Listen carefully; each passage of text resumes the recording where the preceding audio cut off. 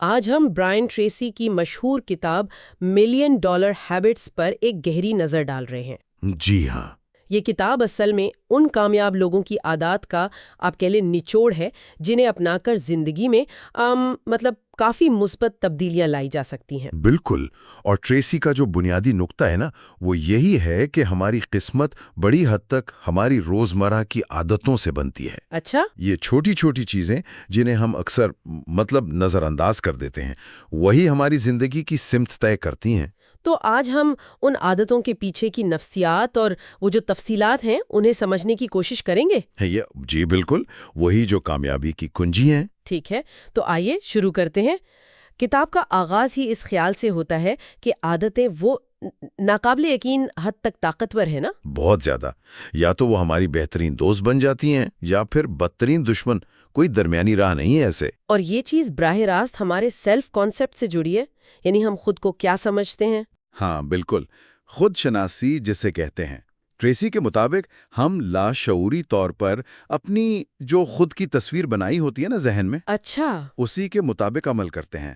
اگر کوئی خود کو ناکام سمجھتا ہے تو اس کی عادتیں بھی وہ اسی طرف جائیں گی۔ تو کامیابی کے لیے پہلے اپنی ذات کے بارے میں ایک مثبت، ایک طاقتور یقین پیدا کرنا وہ بہت ضروری ہے۔ یعنی یہ صرف مثبت سوچ نہیں بلکہ اپنی صلاحیتوں پر ایک گہرا یقین ہونا چاہیے۔ جی، ایک تفصیلی یقین۔ ٹھیک ہے، تو خود پر یقین تو ہو گیا، پہلا قدم۔ اس کے بعد اگلا عملی قدم کیا ہے؟ اہداف کا تعین۔ جی، گول سیٹنگ۔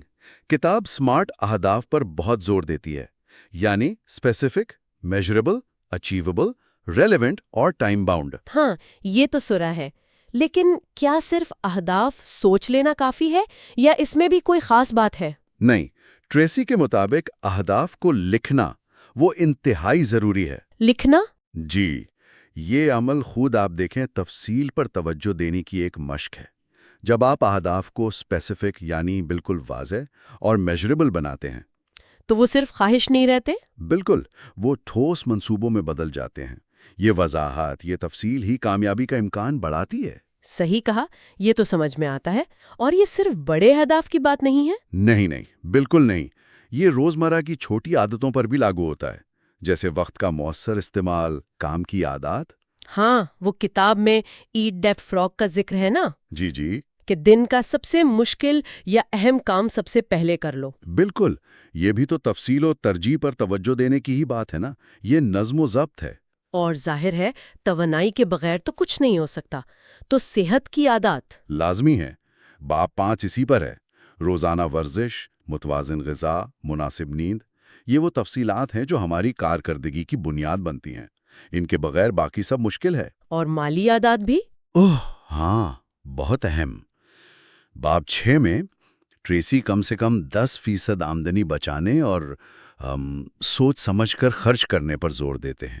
10%؟ جی، یہ معمولی تفصیل لگ سکتی ہے، لیکن مالی استحکام کی بنیاد یہی چھوٹی مستقل عادتیں ہیں۔ یہ بہت دلچسپ ہے کہ کیسے یہ چھوٹی چھوٹی تفصیلات مل کر ایک بڑی تصویر بناتی ہیں۔ اچھا، یہ صرف ذاتی یا مالی معاملات تک تو محدود نہیں ہوگا؟ تعلقات کے بارے میں کیا کہتی ہیں کتاب؟ یقیناً، تعلقات کے عادات باب 8 بھی اتنی ہی اہم ہے۔